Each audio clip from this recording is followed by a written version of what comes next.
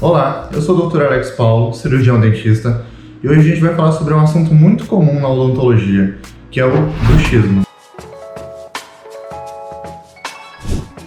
O bruxismo é aquele hábito de ficar rangendo os dentes, quase como se você estivesse mastigando alguma coisa, só que feito de modo inconsciente. Então o bruxismo ele não tem nada a ver com aquela coisa mágica lá do universo de Harry Potter, desses filmes de ficção. Infelizmente o bruxismo ele é real.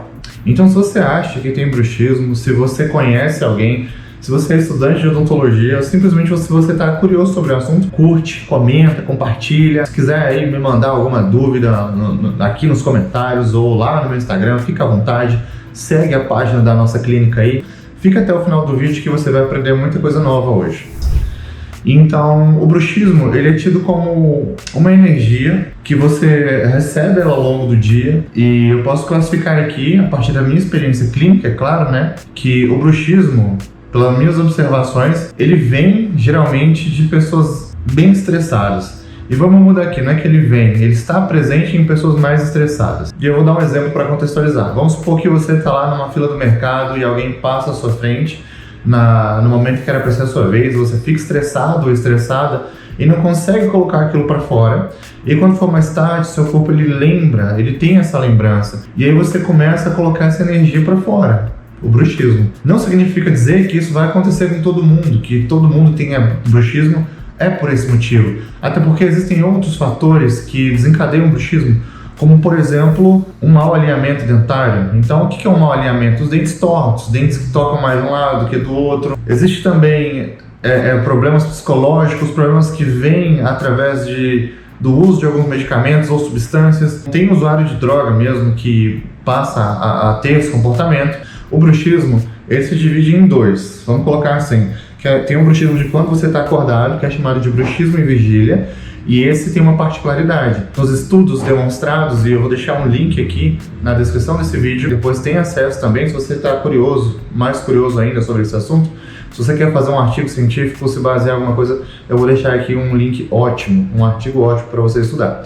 O bruxismo em vigília, ele tem uma característica que o bruxismo noturno, que é o bruxismo quando a pessoa está dormindo, não tem, que é o seguinte: quando nós estamos acordados, nosso sistema nervoso central, ele protege a gente de alguns danos. Que danos seriam esses? Como, por exemplo, você está dormindo e você vira, bate a mão em alguém, ou você consegue cair na cama. Enfim, quando a gente está dormindo, a gente está com um sistema nervoso central meio que em stand-by ali, desligadinho, que é para você poder repousar bem. E nesse momento você consegue se machucar. Você consegue causar danos contra si mesmo, de maneira não proposital. E aí que está o grande problema. Se a gente tem no bruxismo diurno o sistema nervoso central atuando o tempo todo, no noturno não tem. E o que isso muda para nós? Muda o seguinte: a mordida da mulher pode chegar até 39 quilos e a do homem até 48 quilos. Só que quando a gente está com o sistema nervoso central desligado, vamos colocar desligado só para ficar didático, ok? Este valor em quilos elevado a 10. Então você vai entender agora porque que alguma foto que você viu, ou se você talvez tenha os dentes assim, quando deveria ser assim. Porque quando a gente está dormindo, e aí vamos colocar agora de novo na condição do homem, né? Ele começa a ranger os dentes ali com muita força e vai quebrando o esmalte, vai quebrando depois a dentina também, quando vê o dente está bem pequenininho. Então, essa é a principal diferença, a principal característica. E quanto aos sinais e sintomas, como é que fica? O bruxismo, clinicamente falando, ele vai ser aquela coisa aí do dente pequenininho mesmo, que você já deve ter visto em algum lugar. De repente alguém da sua família tem, talvez você tenha. E a partir daqui, como você já viu as fotos que eu mostrei agora há pouco, você já consegue ver se os seus dentes estão bem preservados ou não. E preste atenção no seguinte, vou colocar aqui a foto de novo de um sorriso bem bonitinho. Você percebe que nesse sorriso que o incisivo central, que é o dente da frente, ou o par de dentes da frente, está bem preservado, ele tem uma altura. O incisivo lateral, ele é meio milímetro até 1 milímetro menor em altura do que o central, e aí vem os caninos.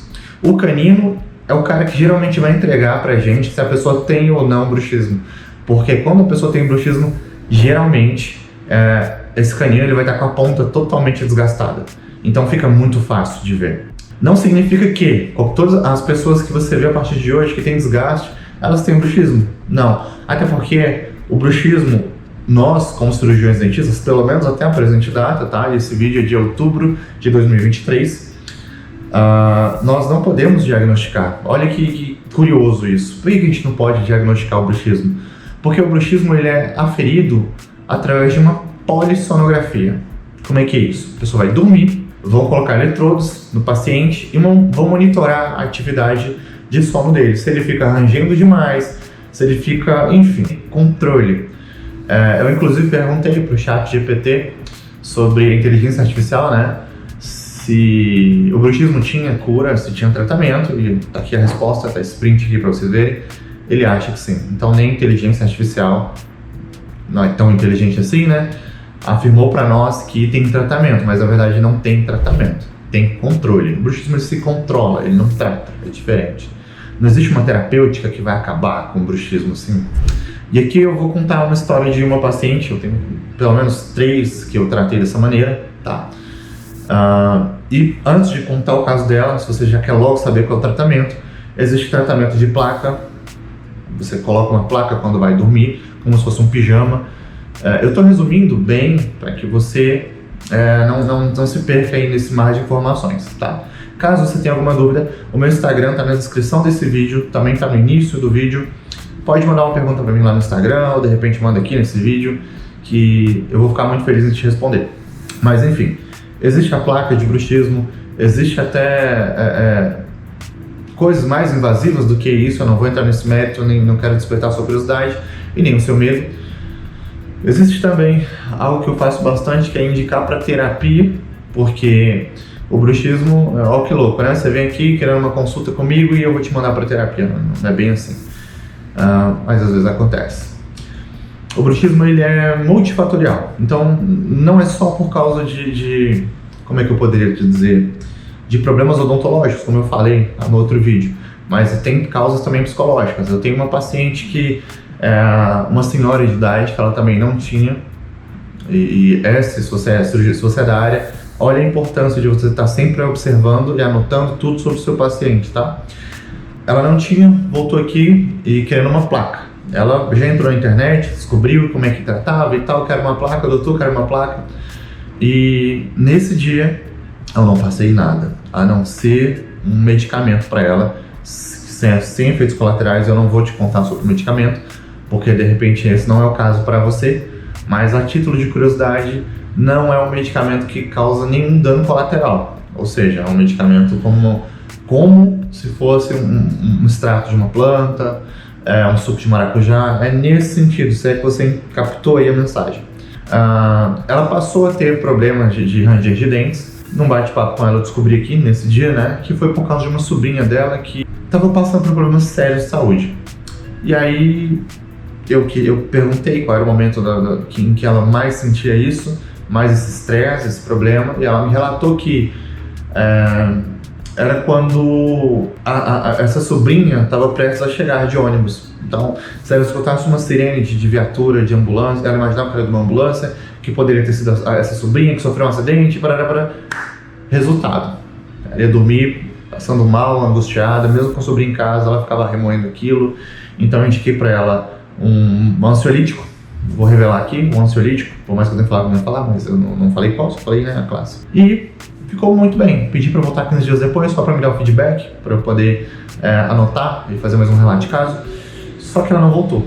Mas aí minha secretária entrou em contato com ela e ela falou, não, tá tudo bem, graças a Deus resolveu. Então, olhem bem a importância. E de novo, se você é da área, não vai sair entregando placa, passando placa pro seu paciente, não. Às vezes ele tá jogando aquele dinheiro fora. E no caso dessa minha paciente, era uma paciente humilde. Faria diferença para ela ter que investir numa placa de bruxismo, sendo que ela não precisava. Até porque não é uma coisa que ela já vinha apresentando, era uma coisa nova na vida dela. Então, eu decidi tratar dessa maneira.